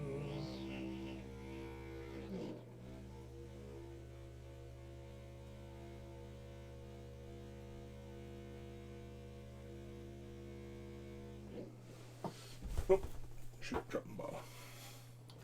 The paint shaker makes life so much simpler. I can't tell if that's thoroughly shook or not. I usually check the bottom to see if I can see like bubbles or anything, but I don't know if that's the nature of the paint or what.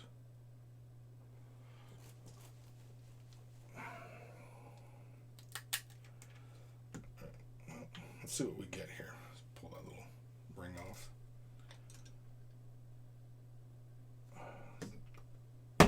Is that thing caught in the nozzle? Come on, this hasn't been used. Okay. Okay. Basically deflowering my paint. Oh, there we go. Ooh, I like that color. It's sparkly. All right, let's try it on this middle cable here.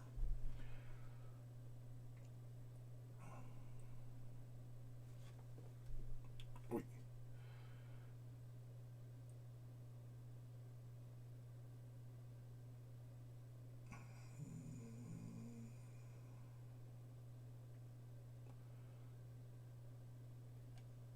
On top of the magenta and purple, I do like how that looks.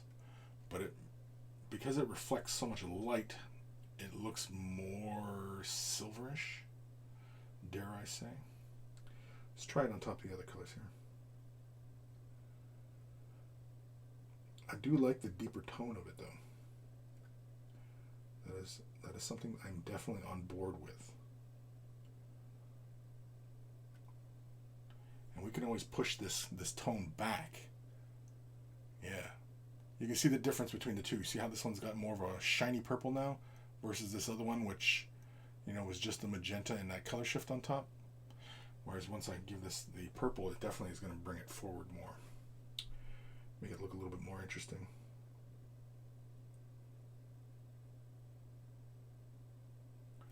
Yeah, I'm definitely liking this tone better for what we want to achieve.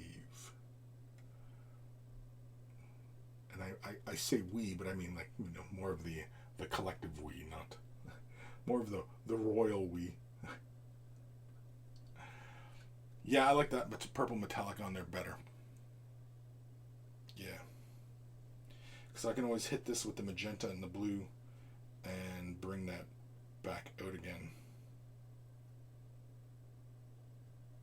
But I like that the shininess of it. So I'm going to come in and continue working on these cables.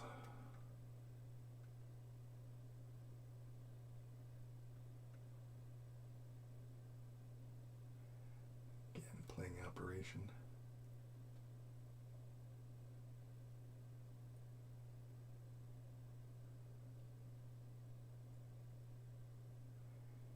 Yay. Yeah, I like that. Cables with a little bit of a shine to them like that. I like it.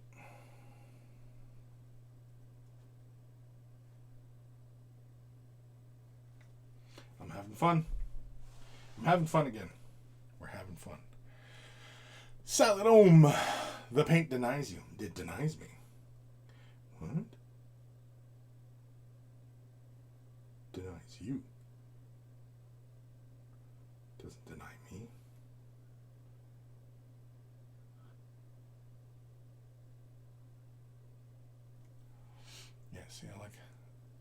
like how it brings the cables forward more. You know? Yeah, I like it. I'm happy with where this is going.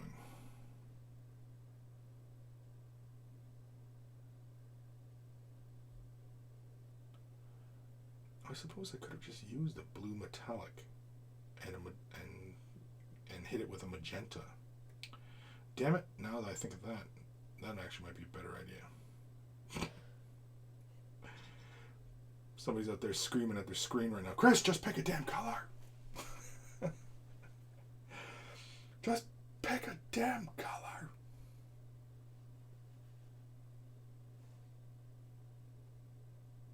Right? Somebody's doing it.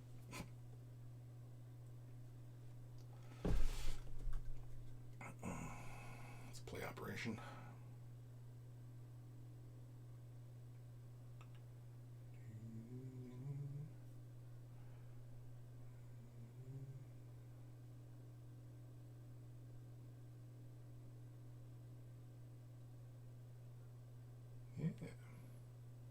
Now I'm wondering if it's because of the underpinning of magenta and blue underneath that's giving me a lot of this purple read back on it. I'm wondering if that really is having a big part of that. I guess we'll find out as I carry on, right? Alright.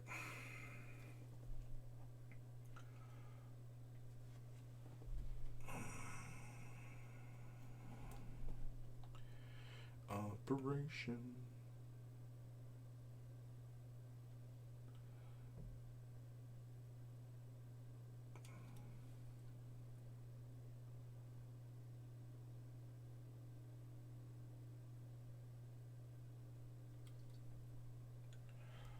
Dark. Chris, don't switch colors. Don't do it. Don't. For the love of God. Some more Operation here.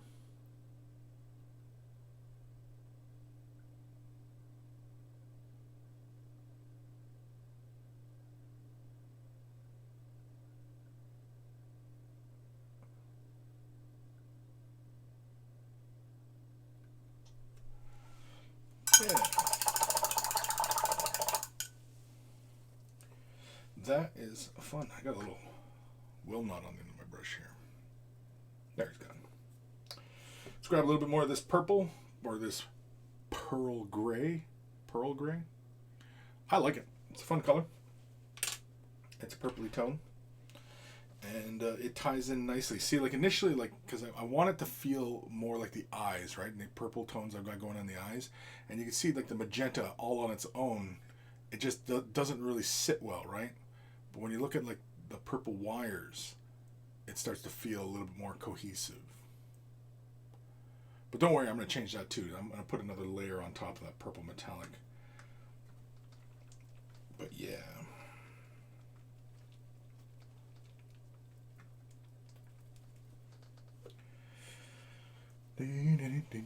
Geofits. Hey yo, Chris. Hey yo. Hey yo. Hey yo. Salad Ohm. What's the general direction of this project you're going for? The general direction? Getting it done. It's part of the Necron that I've been doing. So it's this chrome and magenta and fluorescent pink and such. So, but because this model, you know, I view it in a different fashion from the rest of the Necrons, because I view this as more of an ancient, you know, caregiver kind of machine that, you know, it's not going to have the same lively appearance as, say, the Lords and the Warriors and all them going to have. It might be a little bit more, not run down, but just not as, you know, active. Because I don't really imagine this thing being very fast, or, you know, I imagine this thing kind of just stepping around stuff and, you know, looking for, you know, bits of Necrons on the ground and, you know, that kind of thing, right? That's how I imagined it. Anyway, I don't know how it's envisioned in the lore, but yeah.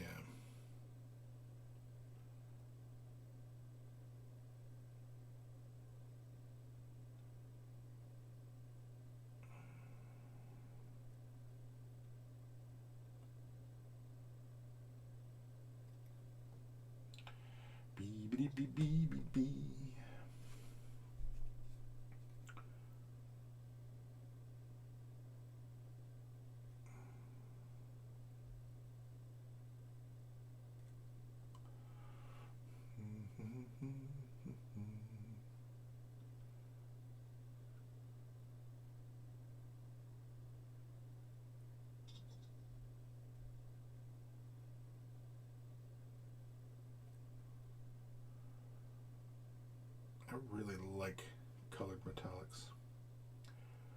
It's kind of an old school thing, but you know, I enjoy it. Yeah, I like that better. Me likey. It doesn't really show up that well on camera, but this is fun. I mean, once I hit the magenta points with the Prussian blue, it pushed it more towards this, but I think I'm going to like my results better using this as the base. And then, you know, you can see like with the magenta there, you can kind of see how it all looks. It looks cool, but I like how that currently looks with the purple. Again, it doesn't really show that well on the camera, but yeah, it looks cool. You're just going to have to take my word for it. It's cool. Like, I know what's cool. Oh, trust me, it's cool. Oh, yeah? I'm sure everybody's out there like, oh, really? It's cool. Just because you say so.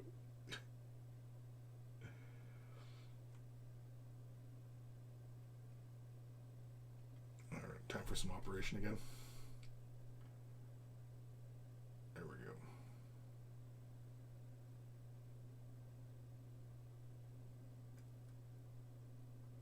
Yeah.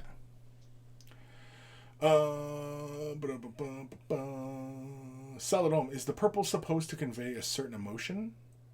No, not really.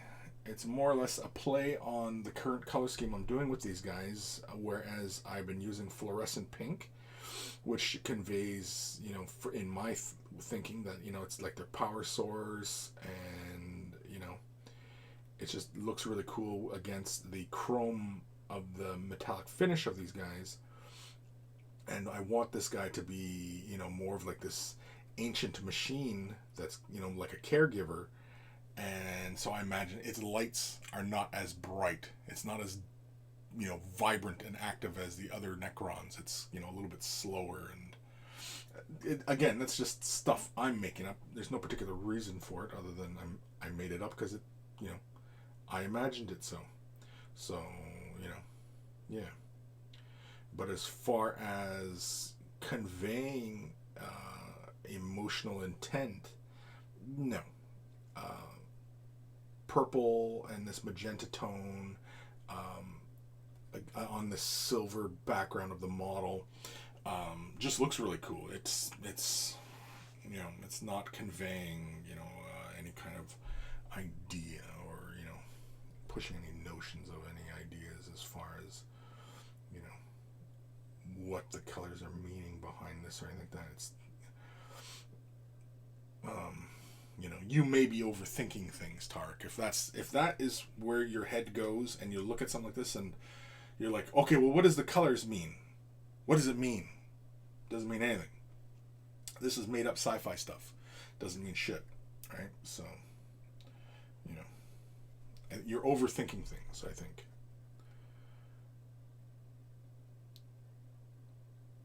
If you want to paint to that level where color,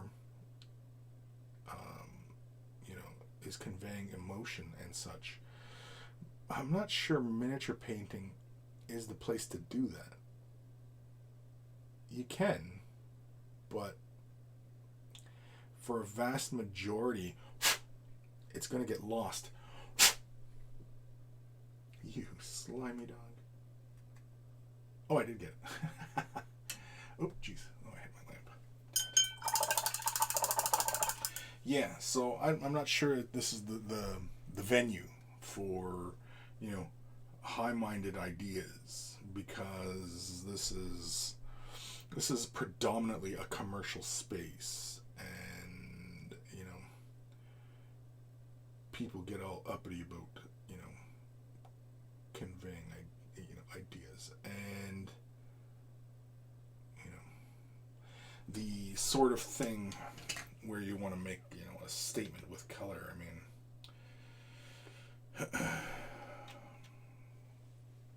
you have to push it. You have to push at the boundaries of what's acceptable, and and miniature painting again is not that venue, because already what we're looking at is already determines what our emotional reaction should be to the piece, because this is already sculpted. It has a long backstory, and the way our simple little monkey brains work, we are only accepting of these shapes within this context and with this particular notion of how this is going to look, sound, colored, right? We already have full expectations of this even before somebody starts slapping paint onto it. Excuse me. So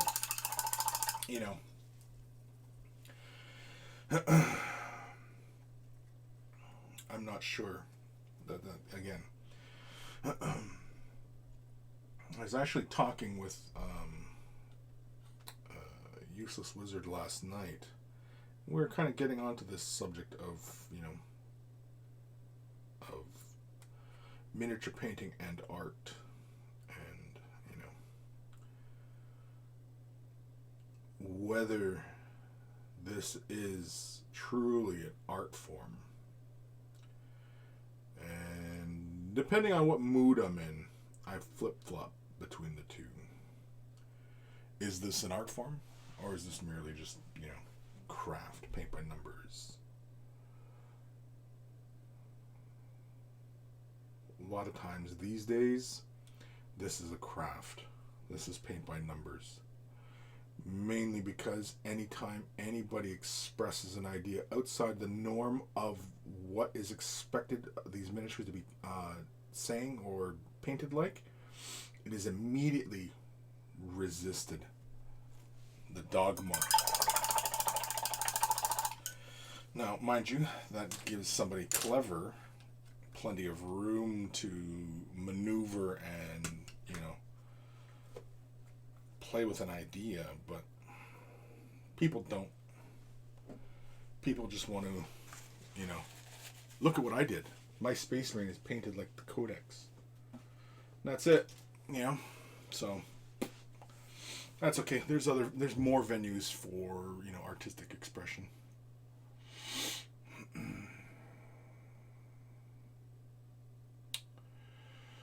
Geofits, 9th edition got me back into playing. Been doing pretty well with my Drukhari so far in games. Cool, yeah. Drukhari are really good. And they're pretty models, I've always wanted to do a witch contingent for my force. Because at the time, my force was mainly gun, and it was jet bikes, and I had no close combat elements, and witches are, pretty darn good for their costs, what they can do in close combat, right? And so... yeah.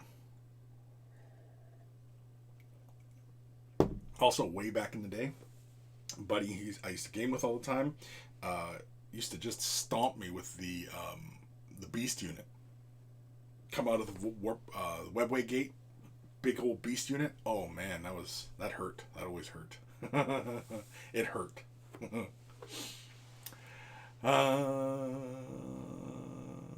Saladome. LOL, why are you always accusing me of overthinking? Just because it's true doesn't mean it's true. Yeah, I think you fall into a feedback loop there. What do you mean by resisted by the community? Okay, well, perfect example. One of the monkeys posted on Discord. His Necron, he did a really fantastic job painting it, and he has a purity seal on its gun.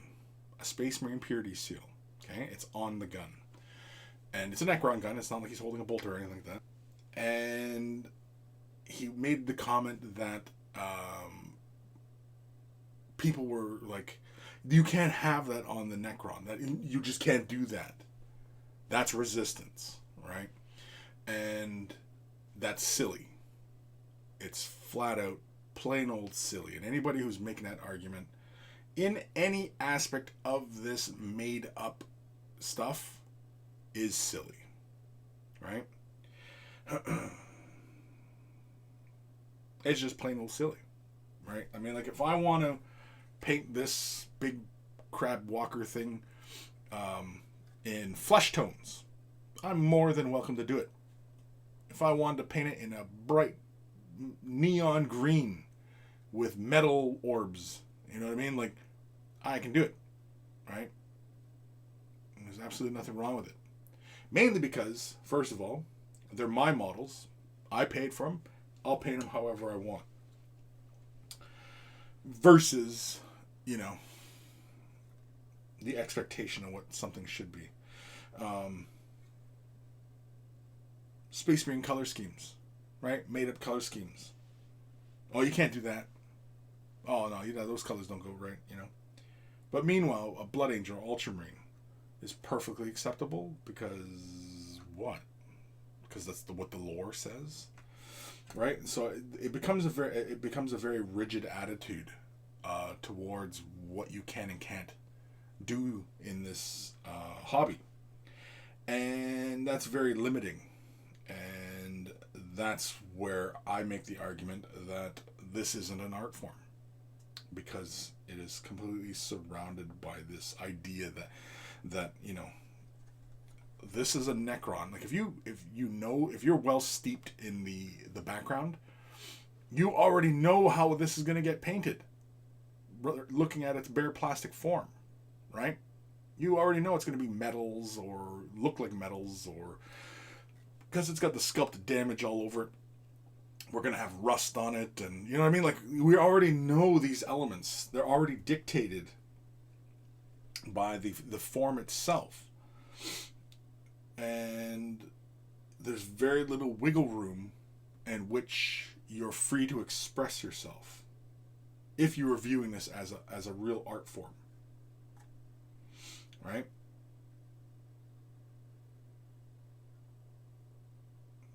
A canvas has no bounds. It could be anything. You have no idea what is going to be painted on a canvas. And this, we already have expectations of what this is going to be, right? And if it doesn't meet our expectations, then we're immediately resistant to it. We're immediately resistant to it. If I painted this in bright Christmas colors, you'd be going, "Oh my God, what the hell? Christmas Tomb World?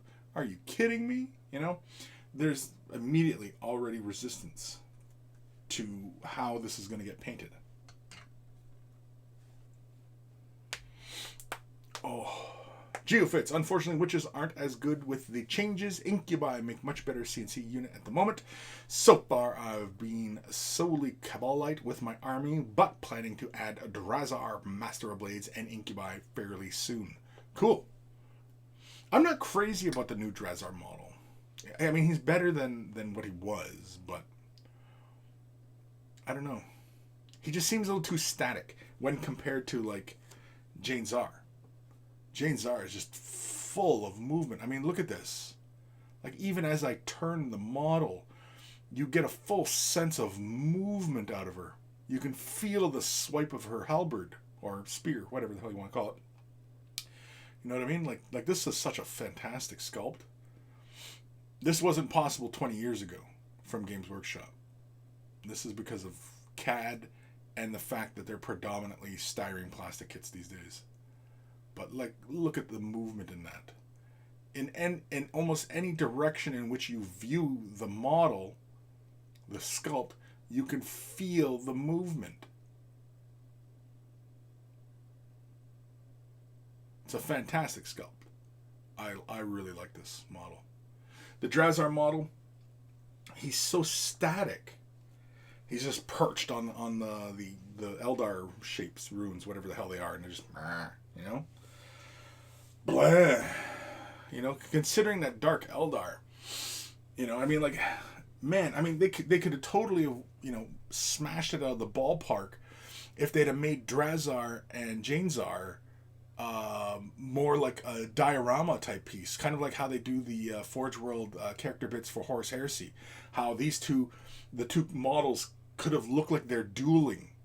You know what I mean? Like, she's in like a high pose and she's leaping, whereas Drazar could have looked like he was in a guard, and you know what I mean, he's deflecting, and you know what I mean, like they could have posed them so that they already, like, if you bought that box set, you could make a diorama from the two models and place them in a battle scene, and it would have looked fantastic, right? But no, he's just standing there. You know, missed opportunities.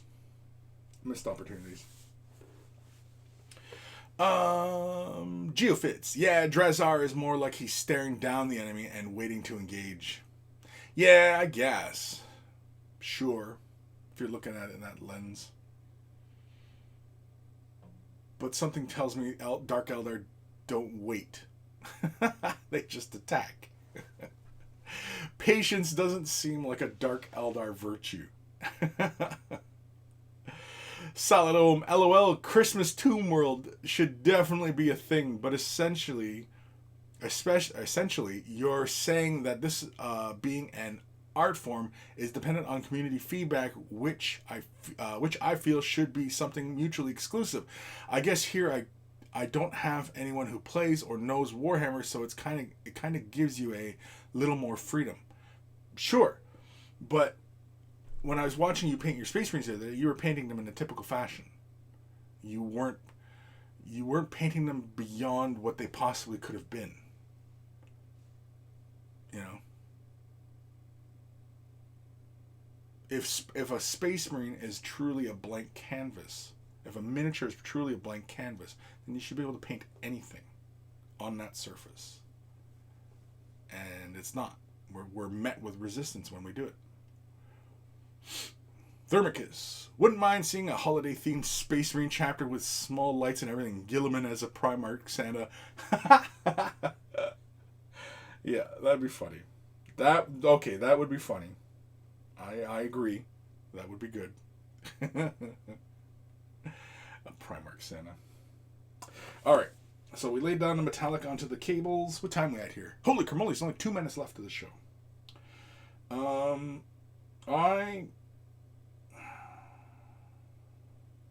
I'm going to mix the magenta and the blue. I'm probably going to go heavier on the magenta with just a touch of the blue. So I'm going to put down 2 drops of magenta and hopefully just a touch of the blue. I'm going to add it because I want it mostly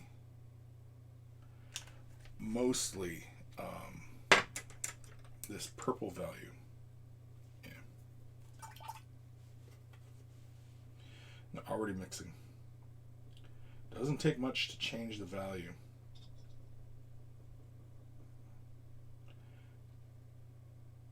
Yeah, I don't know if you guys can see that very well, but it's very purpley. Here, let's see if I can spread some of the color out. Yeah, you guys can kind of see that a little bit. That is actually pretty cool right there. I'm happy with that. So we're going to use that. Let's keep it as such. So we're just going to use that color very thinned out. I'm just going to grab a little bit more water, thin it down just a little bit more. We're going to grab a generous amount onto the brush. And we're just going to push the color towards the coupling spaces. So we're just going to go like that. And screw it, let's run the whole length. And that. And let that opacity create some shadow tones. So on this piece here, we're just going to go in like that. Push that deeper color there.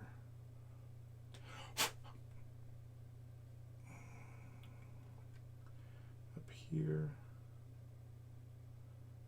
Yeah, you know what? Yeah, I'm really digging this now. I'm feeling it now. I'm feeling it.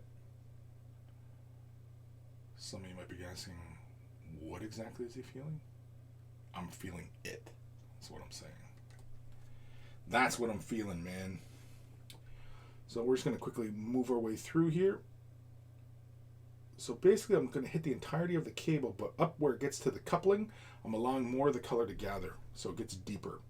And it should give me more opacity, and so it should create a bit of a shadow up near the coupling. Just like that. But I'm going to also hit the whole thing, but then allow more of the color to gather at the coupling there. Yeah, and now we're pushing towards much deeper purples. And in person, this is almost the similar value on what's going on with the orbs. So I'm having a lot of fun here. This is good. This is good. This is good.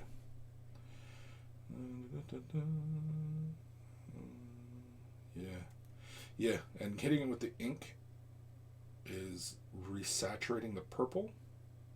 It's knocking a bit of the metallic-ness out, but that is fine, because all I wanted with the metallic was to add a bit of luster to the surface, allow some of that light to play, the ambient light, and yeah, and this is exactly what I'm getting. Yeah, I'm definitely, you guys can really see that, but yeah, I'm definitely enjoying that. And it's got that nice purpley tone. Purpley? Is that the term? Purpley? Grab a bit more color.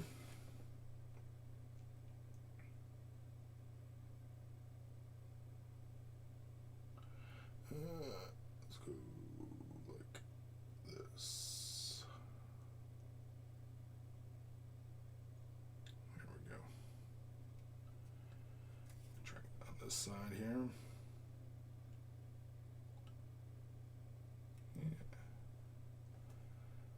Basically all I'm doing is I'm just pushing that color, letting it build near the one end. That's it.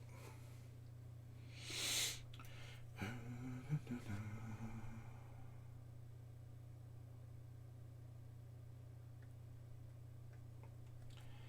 when you're doing this kind of thing, see again, this is why I like playing with inks, because you can just move through surfaces really, really fast and just achieve your desired results.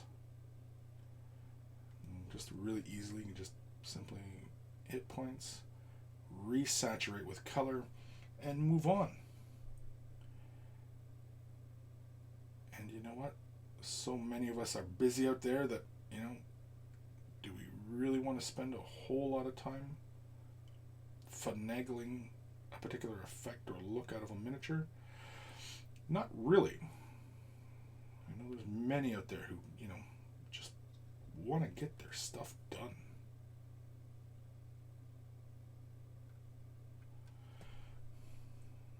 Being all high-minded about this stuff is, you know, it's kind of silly. And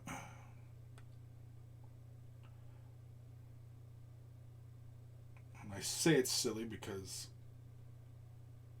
if it was truly an art form, then sure, we can discuss its merits. But not really.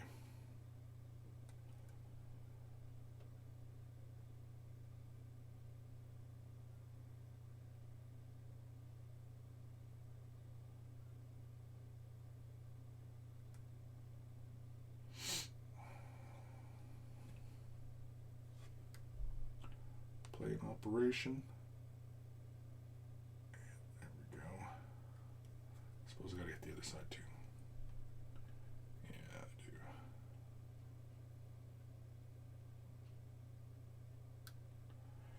There we go.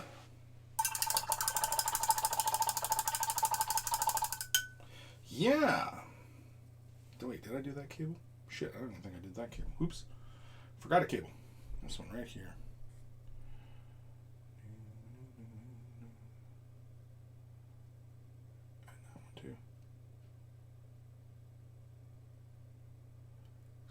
Just like that.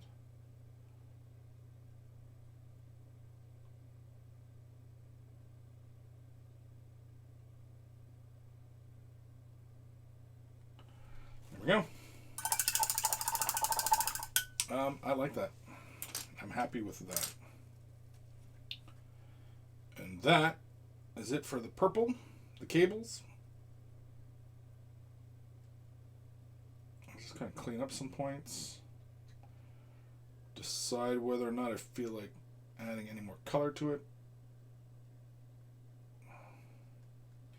I initially talked about doing some Cryptek armor shade to the claws. Again, I'm not 100% sure if I feel like doing that anymore. Maybe. I don't know. You know what? Let me know what you guys think down below. And if I read it in a timely fashion, maybe I will make the changes. But otherwise, that's it. I want to thank you guys for tuning in today. Bit of fun. Hopefully we, got something done in the time that I was getting something done. Thermicus, to your point, but in another direction. When your former employer would use their custom-painted chapter with other chapter tactics other than salamanders, the comment section will be filled with salty neckbeards. Yeah, oh yeah. Well, because there's certain expectations, right? There's certain expectations with, with these things, this little made-up thing. And it's ridiculous because this is completely make-believe. It's whatever you want it to be. It's not real. So some of you out there who are like, no, it is real. No, it's not. It's made up. Get over it. Anywho, thank you all for watching. I'll see you guys later. Enjoy the rest of your day. Hopefully you were getting something done. And yeah. Anywho, stay safe. I'll see you guys later. Today's Friday, so I'll be doing Way of the Brush tomorrow. So I'll see you guys in another less than 12 hours. 24 hours. 18 hours? Something. I don't know. Dun dun dun dun dun dun dun. Dun dun dun dun dun dun dun dun. Dun dun dun dun dun dun dun dun dun dun. Da da da da da. Yeah, I really need a theme music.